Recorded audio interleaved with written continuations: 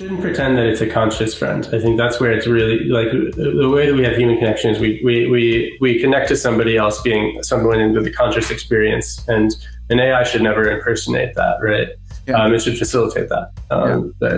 So that's, I really like the word sensing, and senses is kind of like the locus of where I think a lot of innovations need to happen here. So sensing, like the ability for technology that can better sense me or where I am or what I'm feeling, and respond intuitively. You know, the simplest example is like, hey, if I whisper to Siri, should Siri whisper back? Probably.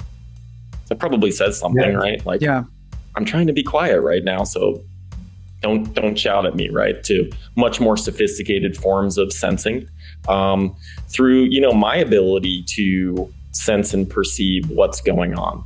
You know, how much information is trapped in just even the simple example of Zoom calls, and who talks and who doesn't talk, and who talks over people, and who, you know, right? Like there's so much learning we can get that still really hasn't been, I think, pulled, and we can kind of develop better senses. And I think the last point is, you know, I'm really keen on, obviously, given dscout's mission, like how can technology also help to strengthen, not to replace our human bonds, but to strengthen them.